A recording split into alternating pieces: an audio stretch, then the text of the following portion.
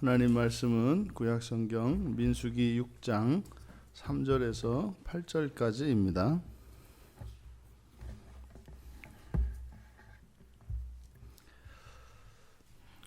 우리 같이 한 목소리로 함께 읽겠습니다. 포도주와 독주를 멀리하며 포도주로 된 초나 독주로 된 초를 마시지 말며 포도즙도 마시지 말며 생포도나 건포도도 먹지 말지니 자기 몸을 구별하는 모든 날 동안에는 포도나무 솟아는 씨나 껍질이라도 먹지 말지며 그 서원을 하고 구별하는 모든 날 동안은 삭도를 절대로 그의 머리에 대지 말 것이라.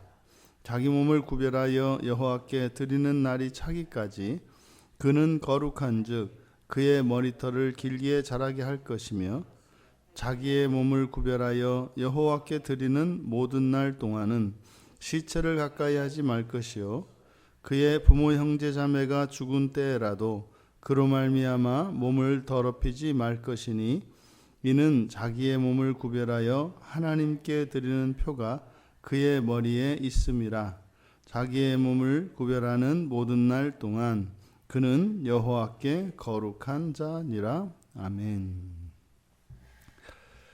이 나실인의 법, 나실인이라고 하는 것은 자기의 모든 것을 하나님께 헌신하는 것, 하나님께 드리는 것입니다.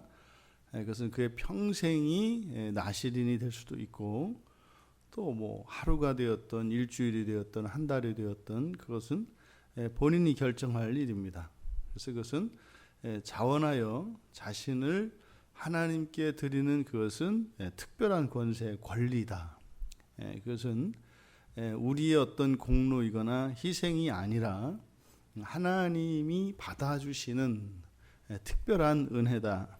이것이 이제 믿음, 이런 신앙의 진전과 사랑이 깊어지면 그것이 무슨 말인지 그 의미가 받아들여집니다. 누군가를 깊이 사랑하게 되면 그 사랑하는 사람을 위하여 하는 나의 모든 헌신이 자랑이 되거나 공로가 되는 것이 아니라 오히려 감사하게 됩니다. 나의 사랑을 표현한 그것을 받아준 그 내 사랑에게 감사하게 되는 거죠. 이게 사랑의 신비한 힘입니다. 그래서 모든 것을 다 주었지만 모든 것을 다 줄 수 있도록 한 그것이 감사해지는. 그러니까 이거는 이 세상의 것이 아닙니다. 이 세상의 것은 받으면 감사한 것이고 주는 것은 잘한 일이고 자랑할 만한 일이거든요. 근데 사랑을 하면 그렇게 되지 않습니다. 사랑을 하면 오히려 정반대가 되기 때문이죠. 그러니까 이렇게 나실인으로 산다는 것, 그것은 곧 여호와를 위해 사는 것입니다. 여호와를 위해서 사는 것인데 먼저 여호와를 위해서 산다는 게 무엇이냐? 이게 이제 애매합니다만 이 나실인의 이 규례를 통해서 우리가 구체적으로 이런 것이 하나님을 위해서 사는 것이구나. 그리고 이것은 의무감을 가질 필요 없습니다. 이것은 자원하는 사람들에게 해당되는 것이기 때문에 하지만 우리가 알 수 있는 것은 하나님을 믿고 하나님을 사랑하며 살아가는 많은 사람들 가운데 이런 사람들도 있구나. 또 하나님을 사랑하면 이렇게까지 사랑할 수 있구나라는 것을 우리가 이제 알 수 있습니다. 사실은 이 나실인의 규례라고 하는 것은 우리들에게 하나님께서 무엇을 요구하는 것이기보다는 하나님께서 우리를 사랑하시며 우리에게 당신의 모든 것을 아낌없이 헌신하실, 장차 성육신하여 이 땅에 오셔서 우리를 위하여 모든 것을 내어주실 하나님의 일을 보여주는 것이다. 그러면 어떻게 우리가 여호와를 위해서 산다는 것, 그것은 첫째로 먹고 마시기를 금하는 게 있다는 거죠. 먹고 마시는 것, 그러니까 독주나 포도주로 된 초나 독주로 된 초나 포도즙을 마시지 않습니다. 그리고 생포도든 건포도든 포도로 만들어진 것은 먹지도 않습니다. 심지어 포도나무의 솟아는 일체 씨나 껍질도 먹지 않습니다. 이게 여호와를 사는다는 것과 여호와를 위해 사는 것과 이것이 무엇일까? 여기에 이제 전부 이 포도의 소산물들인데, 이 포도의 소산물들이 이때 당시에 또 성경 안에서 의미하는 바는 기쁨과 축제와 풍요를 상징하는 것입니다. 포도라고 하는 것은 특별히 이 가운데 이제 건포도라고 하는 것은 아주 부유층들의 기호품입니다. 그러니까 이것은 기쁨 가운데서도 큰 이런 향락을 상징하는 것이 건포도입니다. 그리고 실제로 이 건포도는 매우 이제 고가이기 때문에 아주 부유한 사람들이 비상약으로도 원기를 회복시키기 위한 비상약으로도 사용하는 그런 것입니다. 그러니까 지금 여기에서 열거한 이 내용들을 통해서 우리가 알 수 있는 것은 어찌 보면 먹는 것, 그리고 기본적인 이런 사람이 누리는 즐거움과 이런 풍요, 이런 것들을 스스로 금한다는 겁니다. 스스로 금한다는 겁니다. 이것은 이렇게 금욕을 의미하지 않습니다. 이렇게 이런 것을, 즐거운 것을 꼭 참는 그런 금욕이 아닙니다. 이것보다도 하나님을 사랑하는 그 기쁨이 더 크기 때문에 그렇게 하는 것이지, 이게 꼭 참는, 우리 스님 불교에 돌을 닦는 스님들이 고기를 못 먹으니까 그를 꼭 참는 이런 그런 의미가 아닙니다. 우리가 하나님께 헌신하는 사람들을 이렇게 보았을 때 그들이 왜 하나님께 헌신하느냐? 좋아서 하는 일이고요. 거기에는 기쁨이 있습니다. 만족이 있습니다. 그러니까 아이고야, 난 저렇게는 못 살겠네. 그것은 이제 사실은 그 기쁨과 그 만족을 모르기 때문이죠. 그러니까 절대 이것은 금욕을 의미하는 게 아닙니다. 뭘 먹지 마라, 이런 즐거움을 누리지 마라, 이것이 아니라 그것을 능가하는, 사람들이 일상에서 누리는 이런 즐거움과 기쁨, 이런 만족, 이런 것들을 능가하는 무엇이 있다는 거예요. 뭐가요? 하나님을 위해서 산다는 것이요. 그리고 이제 행할 것과 행하지 말아야 할 것에 대해서 이야기를 하는데, 이제 5절까지는 4절과 5절에 보면 자기 몸을 구별하는 모든 날, 5절은 그 서원을 하고 구별하는 모든 날. 그래서 나실인 그 기간을 나타내는 말인데, 몸을 하나님을 위해서만, 그리고 서원을 갚는, 이게 이제 4절과 5절의 내용인데, 5절 하반절부터는 이제 드린다 이렇게 되어 있습니다. 자기의 몸을 구별하여 여호와께 드린다. 자기 몸을 구별하여 드린다. 이 드린다는 말이 위하여라고 하는 말이거든요. 위하여 산다. 그러면 하나님을 위하는 것, 구체적으로 하나님을 위하는 것은 어떻게 하는 것이냐? 삭도를 머리에 대지 않는다고 합니다. 그러니까 머리를 자르지 않는 거죠. 그러니까 우리나라 고대 그 유교적 전통과 일치합니다. 신체 발부는 수지부모라 그래서 우리도 이제 머리를 안 자르고 길게 묶어서 이렇게 상투를 틀어매었지 않습니까? 그런 형태입니다. 그러니까 머리카락을 자르지 않는다. 자르지 않고 오히려 그것을 길게 자라게 한다는 겁니다. 그 이유가 거룩한즉, 거룩한즉이라고 하는 것은 하나님의 소유를 말하는 거죠. 세상에 속한 것이 아니라 하나님께 속한 것인즉 머리털을 길게 자라게 한다. 이 나실인의 머리는 마치 대제사장의 머리에 쓰는 이제 금관과 같고, 또 이 대제사장 머리 위에 기름을 붓지 않습니까? 그러니까 기름을 부어서 흐르는 모습이죠. 그리고 뒤에 이제 사무엘하 14장 25절과 26절에 보면은 힘과 왕성한 생명력을 상징하는 것이 이제 머리입니다. 그래서 이제 후에 사사들 가운데서 특별히 이 머리카락과 관련하여 나왔던 게 이제 삼손이죠. 그래서 이 머리카락이 상징하는 그것은 구별된 사람인 것을 나타내는데 그것을 통해서 하나님께 드려진 자들의 그런 삶이 부유하고 풍요로우며 생명력이 왕성하는 것을 나타내는 것입니다. 단지 나는 이렇게 사람들 사이에 이렇게 표를 내기 위한 것이거나 뭐 이런 그런 의미가 아니라 오히려 하나님을 위하여 살아가는 그들 안에 넘쳐나는 생명력, 그리고 그 풍요와 그 큰 기쁨, 이것을 나타내는 것이 긴 머리카락이다. 그렇기 때문에 이들은 심지어 시체를 가까이 하지 못하는데 부모, 형제, 자매라도 가까이 하면 안 된다는 겁니다. 이게 의미하는 게 뭐겠습니까? 이거를 이제 유대인들은 이것을 이제 정결과 관련하여서 이제 부정타는 것. 왜냐하면 이제 몸을 더럽히지 말아야 된다 이렇게 했기 때문에. 그럼 여러분, 우리가 이 세상에서 느끼는 가장 큰 슬픔이 죽음입니다.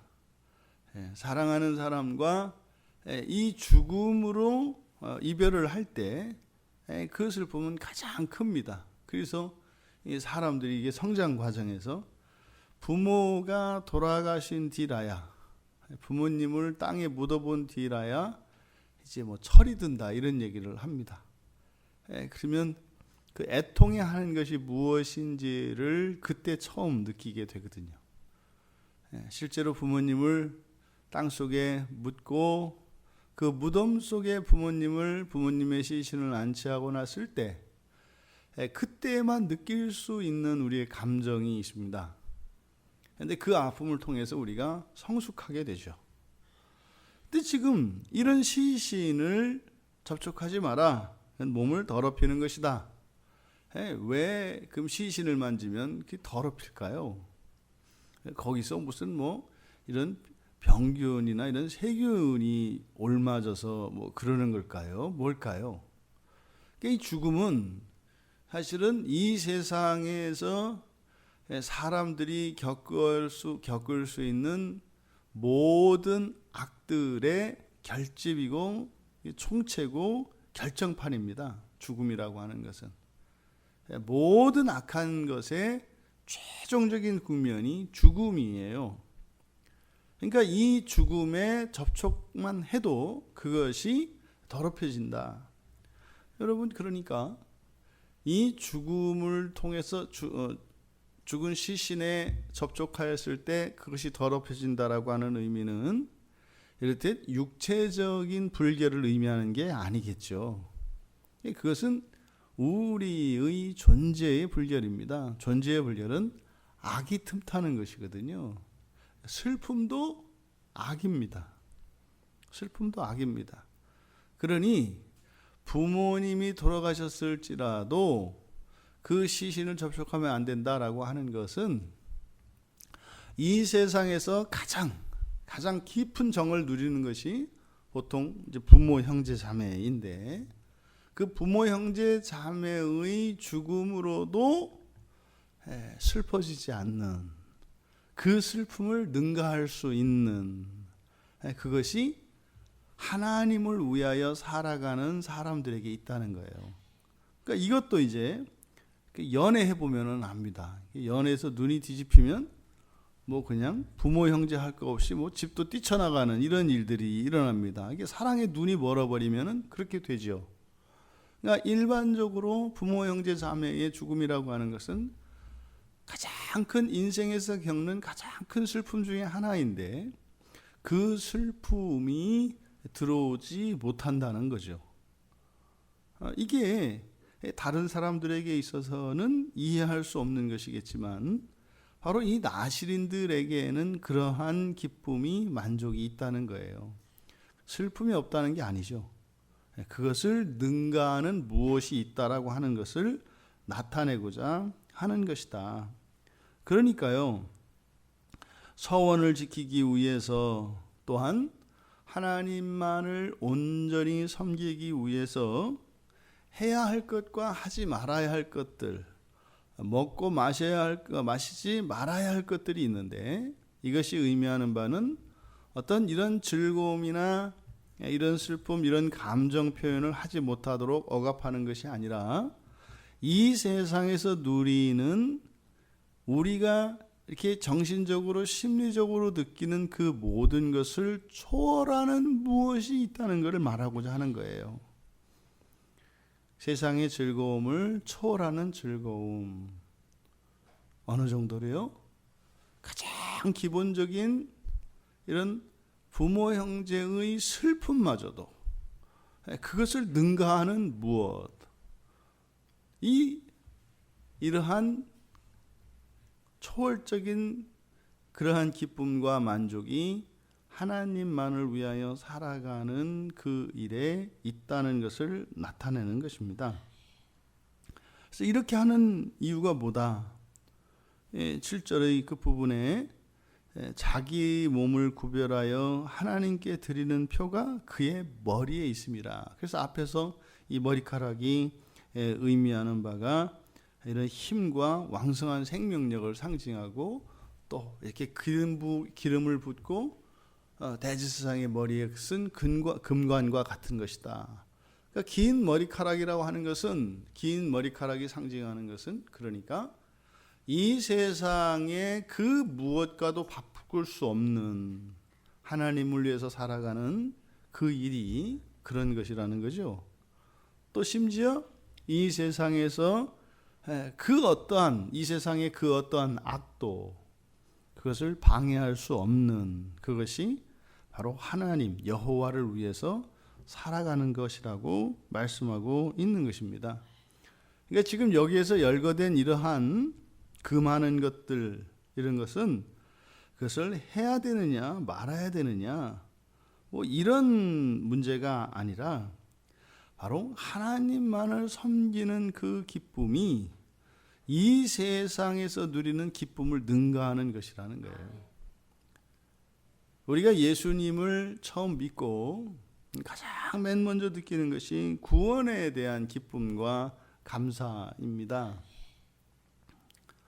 나를 예수 믿게 해주시고 예수님의 그 십자가의 그 은혜를 덧입어 영원한 심판에서 면하게 해주신 그것이 참으로 감사하죠. 그것은 우리가 그리스도를 믿는 그 과정에서 모든 사람들이 다 느끼는 것입니다. 그것은 종말에 이루어지는 일입니다. 그런데 점점점 이제 말씀을 통해서 진리를 깨닫고 또한 인생을 살아가며 하나님과의 실질적인 사랑이 싹트고 이런 사랑이 깊어지게 되면 기독교인으로서 살아가는 그 즐거움을 갖게 됩니다. 그 안에 만족이 있고 기쁨이 있고 기쁨을 능가하는 희열이 있습니다. 물론 거기에는 때로는 가슴이 찢기는 애통도 있고 간절함도 있습니다. 그러니까 우리가 예수를 믿는다는 것은 그저 어떤 관념적이고 정신적인 이런 일이 아니라 실제적인 인격체로서 예수를 만나는 거거든요. 예수님을 우리가 직접 우리의 두 눈으로 보고 우리의 손으로 만질 수는 없습니다.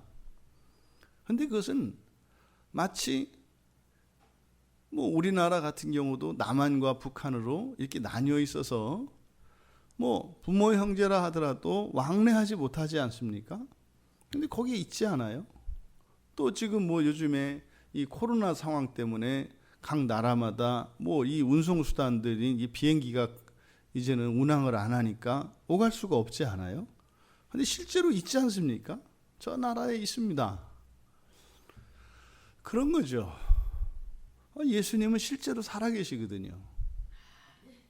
비록 우리가 지금 주님을 직접 눈으로 보지 못합니다만 반드시 만나게 될 것이고 우리의 인생의 모든 것을 다 아시기 때문에 주님을 만나는 그 날에 우리가 직접 주님께 우리의 소식을 전하거나 편지를 쓰지는 않았을지라도 주님은 다 아십니다. 왜요?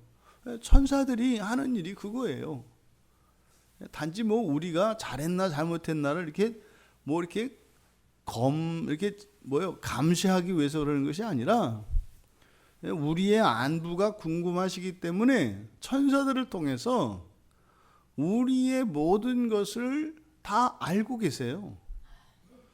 주님을 만나는 그날에 주님하고 할 얘기거리가 많습니다. 왜요? 다 아시거든요. 그럼 뭐 우리 그러지 않겠어요? 아이고 그것도 하셨어요. 그것도 하셨어요. 어떻게 하셨어요? 그랬던 거예요. 뭐 이러겠죠. 주님이 실제로 살아계시다고요. 우리의 신랑으로 살아계세요. 그럼 우리 주님과 영원히 함께 살 거거든요.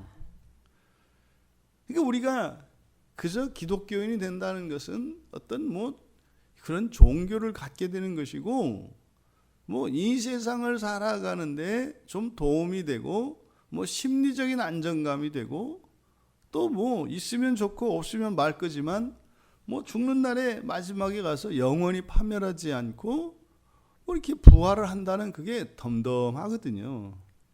그런데 성경을 통해서 진리를 알아가고, 우리의 삶 속에서 이 주님, 동행하시는 주님을 의식하고 또 주님께서 하루하루의 삶 속에서 행하시는 일들과 또 우리의 내면 안에서 일으키시는 이런 본성의 변화들, 또 우리가 죄 가운데에서 헤매이고 거기서 방황할 때 주님께서 바른 길로 인도해 주시고, 또한 우리의 인생 가운데에서도 여러 가지 환난과 위험 속에서 우리를 지켜주시고 보호하셨던 그것을 깨닫게 되면 정말로 주님을 한 사람과 같이, 한 인격체로서, 예수라고 하는 이것이 책 속에 있는 이름이 아니라 실제 살아계시는 한 인격으로서, 여러분이 이름을 가지고 있는 것처럼 살아있는 한 사람으로서 예수가 인식이 된다고요. 그러면 그분을 위해서 살아가는 그것이 하루의 삶 속에 의미가 되고 기쁨이 되고 힘이 돼요. 그리고 그것은 그냥 우리의 생각이 아니라 또 그분이 실제로 돕는 천사들을 보내주셔서 우리의 삶 속에 힘이 되어주신다고요. 능력이 되어주신다고요. 그러니까 내가 혼자 살아가는 것이 아니라 주님과 함께 살아간다고 하는 것은 주님의 모든 부요함과 그 관세를 누리면서 살아가는 겁니다. 근데 이거를 아는 사람은 알고 모르는 사람은 몰라요. 이게 이제 사실은 우리들의 사후 인생과 연결되어 있습니다. 그런 사람이 있으면 그런가 보지. 나는 나대로 너는 너대로가 아니에요. 우리가 가야 할 인생의 길이 있습니다. 우리가 인생을 살면서 몇 살을 건너뛸 수가 있습니까? 7살을 건너뛰고 6살에서 9살로 가거나, 또 10대에서 20대를 건너뛰어서 30대로 가거나, 그것은 고사하고 한 날도 건너뛰지 못합니다. 우리는 연속된 인생을 살아가요. 단 하루가 뭡니까? 짧은 시간도 우리는 건너뛰지 못해요. 다 가야 합니다. 0.0001초도 우리가 존재하지 않는 때는 없어요. 만약에 존재하지 않는다면 그 사람은 영원히 파멸하는 사람입니다. 우리는 가야 할 길을 가야 합니다. 멈추어서 주저앉아 있다면 가야 하는 길이 있어요. 그것을 억지로라도 하나님께서 가게 하십니다. 그게 뭐예요? 인생의 환난이고요.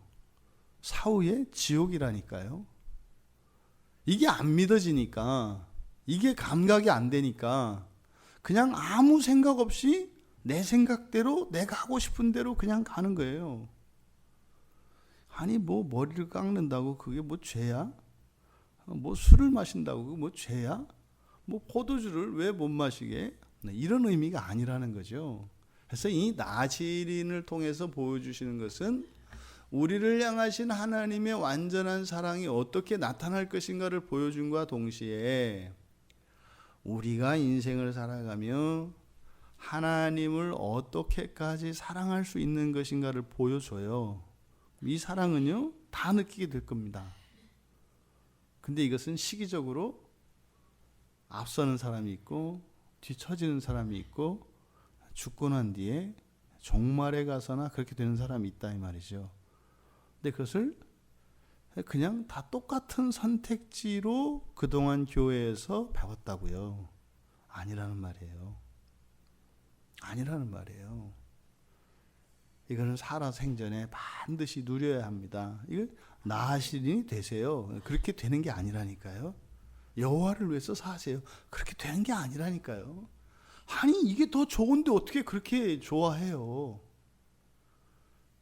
주님을 위해서 살아가는 것보다 나는 세상의 즐거움을 더 크게 생각하는데 어떻게 하나님을 즐거워하는 것이 더 커져요? 그렇게 되는 게 아니라니까요. 그런 마음이 없어서가 아니라 되지를 않는 거예요. 그렇게 되는 게 아니에요.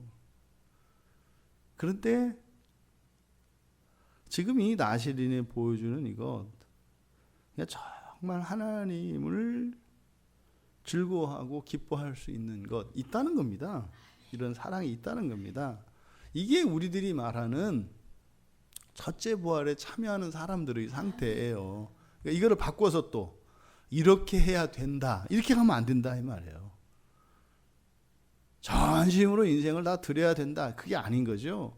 그럼 실제로 우리들에게 경험되어지는 이 나시린, 다시 말해 여호와를 위해서 사는 것은 무엇입니까? 점점점 이게 옮겨가는 거예요. 이 세상에서 누리던 즐거움과 이런 만족이 조금씩 주님께로 이행되어져 가는 겁니다. 그러니까 한 해 한 해 지날 때보다 내가 주님보다 더 사랑했던 무엇이 과거에 이러한 것이었구나를 안다고요. 근데 지금은요, 그것보다 주님이 더 좋은 거예요. 이것이 계속 경험되는 겁니다. 이것이 바로 나시린으로 살아가는 거예요. 사실은 온전한 그리스도인이라면 마지막 우리가 숨을 거두기 직전에 이 나시린이 느끼는 여호와를 위해서 하는 그것이 이 세상의 무엇보다, 이 세상에서 주는 그 무엇보다 더 큰 만족을 얻게 돼요. 어떤 사람들은 마지막 숨을 거두기 전 1초, 2초가 그렇게 되겠죠.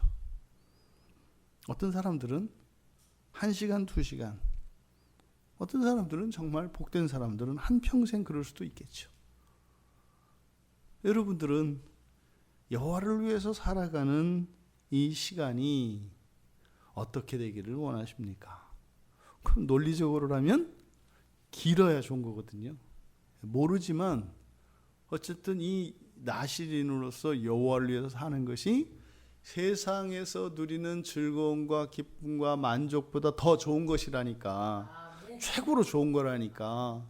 그러면 그 기간이 길수록 좋은 거 아닙니까? 이게 논리적으로 맞는 거예요. 근데 문제는 우리 마음속에 그게 싫다는 거 아닙니까? 싫다는 거 아닙니까? 어떤 생각이 들어요? 더 좋은지 뭔지 몰라도 나는 지금이 좋아. 이거는 내가 아니죠. 이건 내가 아니에요. 이건 죄예요, 죄. 더 좋은 것을 누리지 못하게 하는. 근데 그것을 우리는 자기로 인식을 하고 있다고요. 여러분, 가장 복되고 가장 좋은 것을 누리며 살아가시는 여러분들 되시기 바랍니다. 절대로 강요당할 필요도 없고 부담 가질 필요도 없습니다. 더 좋은 것이 있다면 더 좋은 것을 향하여 나아가기를 원하십니까? 예, 그러셔야 합니다. 그래서 이 나시린의 삶, 여호와를 위해서 사는 그 삶이 주는 그 만족과 그 기쁨을 누릴 수 있는 그 시간이 더욱 많아지기를 바랍니다. 하루속히 바로 그 거룩한 즐거움, 만족 안에서 우리의 생명까지 내어줄지라도 아깝지 않은 그런 거룩한 인생을 살아갈 수 있는 우리 모두가 되기를 주님의 이름으로 축원합니다. 존귀하신 하나님, 나실인으로 소원하는 것이 이것이 강요에 의한 것이거나 억지로 하는 것이 아니요 스스로 기쁨에서 자원함에서 또한 우리의 셈법에서 우리에게 더욱 좋은 것이기 때문에 그렇게 일어나는 것임을 말씀을 통하여 배웠습니다.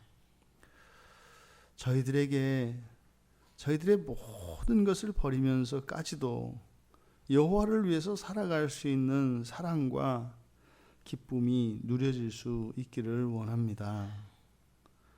그래서 이 세상이 주는 그 무엇과도 바꿀 수 없는 주님과의 인격적인 사랑 안에서 누리는 신령한 기쁨과 만족을 알게 하여 주셔서 정말 후회 없는 인생을 살아갈 수 있도록 은혜를 내려 주시옵소서.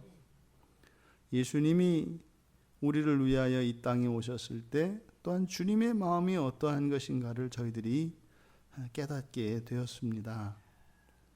우리가 주님 앞에 나아갈 때, 우리를 구원하신 예수의 이름을 부를 때 우리의 마음속에 이러한 기쁨으로 가득 차게 하여 주시고, 삶의 환경이 우리의 삶 가운데 고난과 역경의 삶이라 할지라도 우리의 마음속에 예수로 인하여 솟아나는 그 기쁨과 행복이 떠나지 않게 하옵소서. 감사하며 예수님의 이름으로 기도하옵나이다. 아멘.